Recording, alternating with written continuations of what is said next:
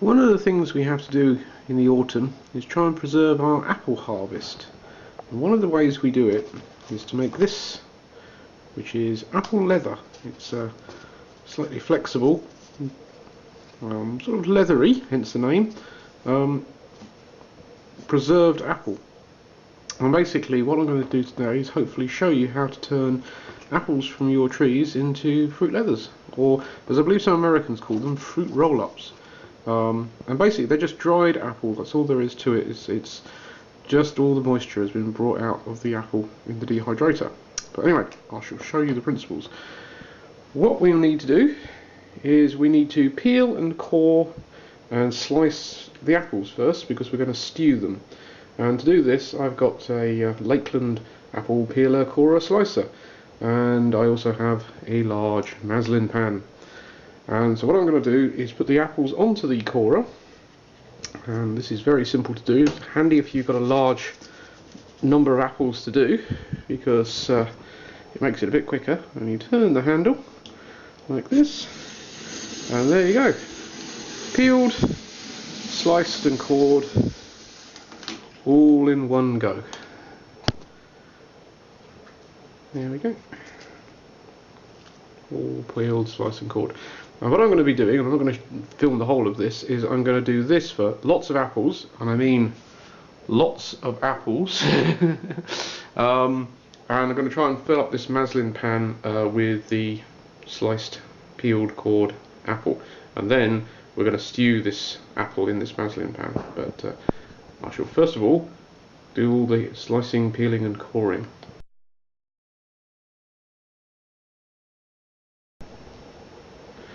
Okay, we rejoin the action after I have done quite a lot of slicing, peeling and coring, and as you can see the maslin pan is now pretty much full of sliced apple. Lots of different varieties in here, some cookers, some eaters. Doesn't really matter too much because they're all going to get blended together and made into a paste, which we're actually going to dry. The first thing we have to do is stew them. So there's a couple more things to go in. We have some water. That's basically just to stop them burning at the bottom, just to give it a bit of sort of liquid at the base of the maslin pan.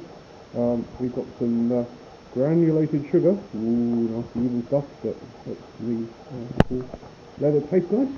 And then also to add to the toast we have ground cinnamon. And cinnamon. Lovely. Right, okay, so the sugar is basically to taste. And I'm not one of those people that measures things out.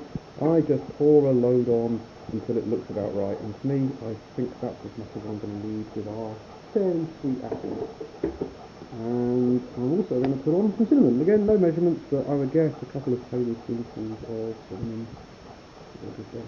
Lovely. And then I have actually measured this, so that is, I don't know whether you can see that, it's about 250 millilitres. But again, that's just because that's how full I filled the jug. So it's just to give it a little bit of liquid at the bottom to stop it from burning. And yeah, so that's more or less it now. What we need to do is just turn the heat on.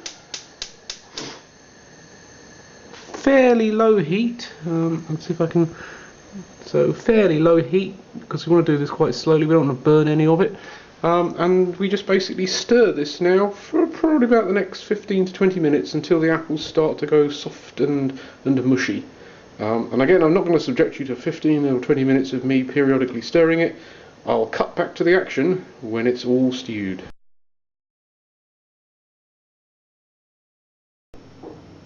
Okay, we're back in the room, Blue Peter style. Here's some I made earlier. Here we can see the maslin pan, as you can see, it's steaming nicely. I don't know whether you can see the steam coming off it there, but it is definitely bubbling away nicely. And it's gone down considerably. You notice the height difference was up there, now gone down a couple of inches. There's still some fairly chunky bits in there, but that's okay. That's because some of our apples do stay together quite well when they're stewed. That's quite normal. Depends on the varieties. Sometimes you have some that will just go all to mush completely. Others will stay fairly lumpy, but I've just been moving it around like this every few minutes, just to make sure nothing sticks at the bottom and to make sure everything is heated evenly. So we're doing okay there now. I think that's more or less what we're after. what we have to do now is to take the heat out. So we'll take it off the heat. Oops, small one. Take it off the heat. And now effectively just leave it for a bit. So I'm going to leave it for about 3/4 of an hour, just to cool down slightly, because I'm going to put this into the blender to blend this into a smooth puree, and it's a bit easier when it's not sort of boiling hot, red hot, straight out of the pan. So just going to let this cool down a little bit, just sit it on the hob and leave it alone for a bit. Okay, we'll see you in a few minutes when it's cooled.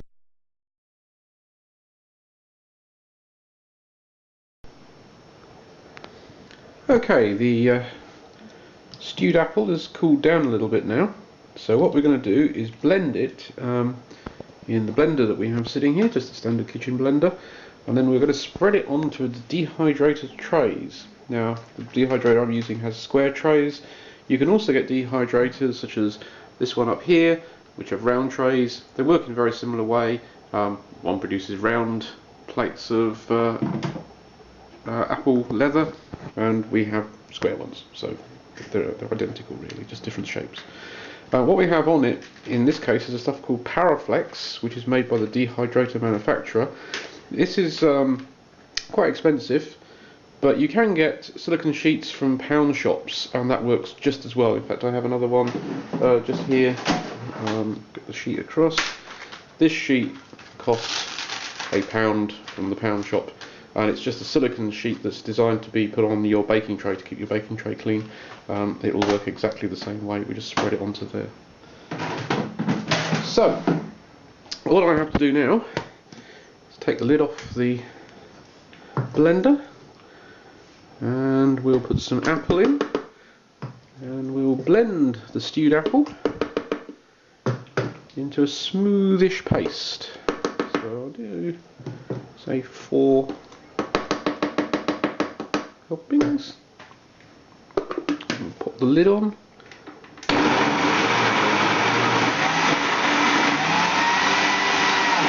Now what I find is every so often when you put the apple into the blender, you get air pockets, so you just have to move it around a little bit at first.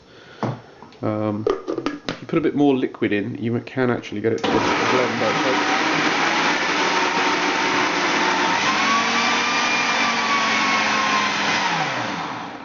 Yeah, a little air pocket in there. You can see it's slowly turning it into, it's got the big lumps in it at the moment, we're going to turn it into a bit of a smoother paste than that. So put the lid on again.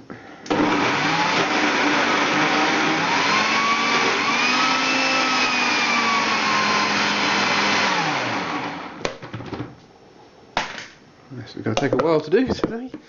Sometimes it does it first time, other times you need a few tries.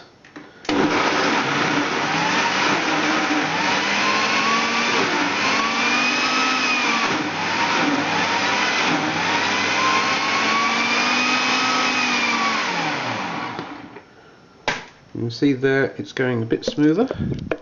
Still want it a bit smoother than that if we can make it, and that's still a little bit too lumpy. I want a nice smooth paste.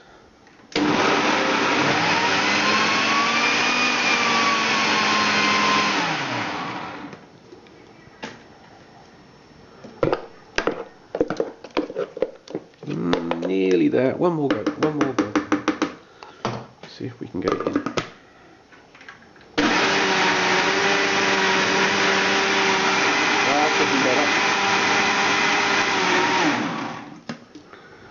So there we go, that's a much smoother consistency there. And now we simply take the jug off, pop it onto the Paraflex sheet, or the silicone sheet if you're using a silicone sheet. Get as much of it out as we can.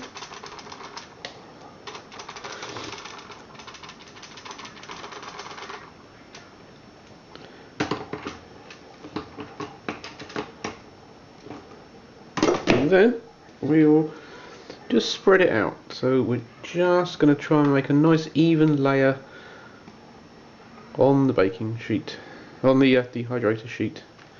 Rather, it's not a baking sheet, dehydrator sheet. So just spreading it out using a spatula here. but we want a nice even layer.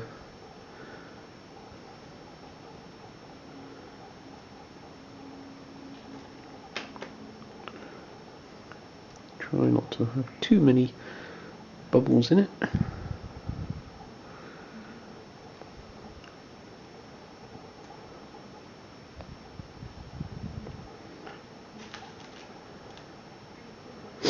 Okay, so something roughly like that, and then that layer just gets picked up and we pop it in the dehydrator. So there we go, in it goes. And we've now got to do the same with all of the other trays in here. So I've got 9 trays in this particular dehydrator, and I shall be using the blender onto all the apples, and we'll fill up the trays and then put the dehydrator on. And the dehydrator goes on for somewhere between 12 and 14 hours. Depends how moist the outside air is and how moist the apples are, but around that kind of time. And then that will dehydrate the apples and we'll get some fruit leathers out of it, which you will see tomorrow morning. So when I show you the next bit, it'll be tomorrow.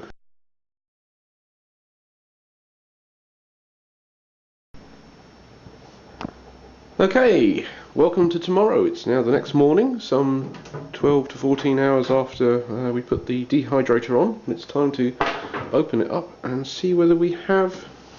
Oh, we have. There we go. We have fruit leathers. That is fruit leather. The way to test whether it's done is if you just put your finger in it. If you can leave a mark on it, it needs to go back in again. If, as you can see, this one, I don't leave any marks when I press, then that's absolutely fine. That's ready and ready to go. So, lovely. We've got lots of trays of fruit leather. And, yep, they're all done. So, if we take one out, put this down there, get the door out of the way. The trick we have to do now is basically to peel this off of the backing sheet, which I shall try and do one-handed while holding the camera. This is where I should really have a tripod. There we go. So there's our sheet.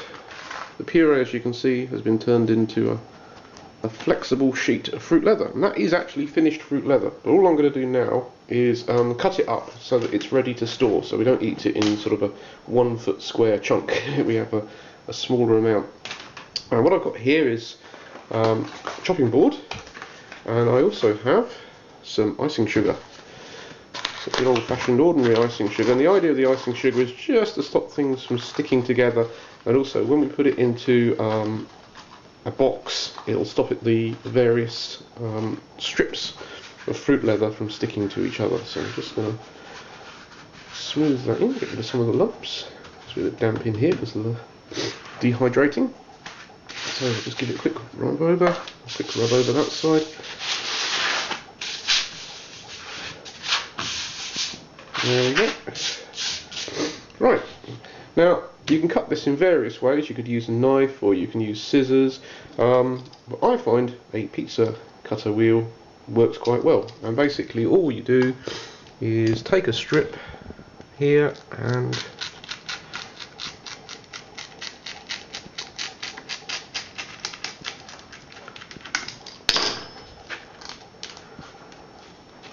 there we go, a strip of fruit leather.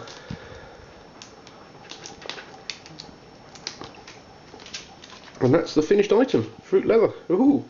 All you need to do now is put this into an airtight container, so we use sort of clip-top boxes or Kilner jars, and then it will keep for, well, more or less indefinitely until you want to eat it. Although if I leave it anywhere near my office mates, it will go almost instantaneously because they like it. But that's it, you've now made fruit leather. Brilliant, eh?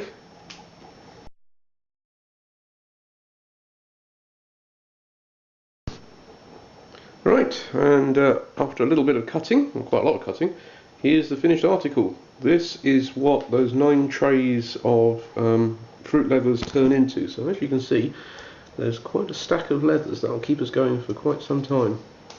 And after we do 2 or 3 sets of leathers like this, that should be enough for a whole year's worth of use, and they'll quite happily last a year or two in a airtight container. So there we go, that's cheap, easy to do fruit leathers from your garden, and a great way of using up apples at this time of year in the autumn. Hope you found this useful.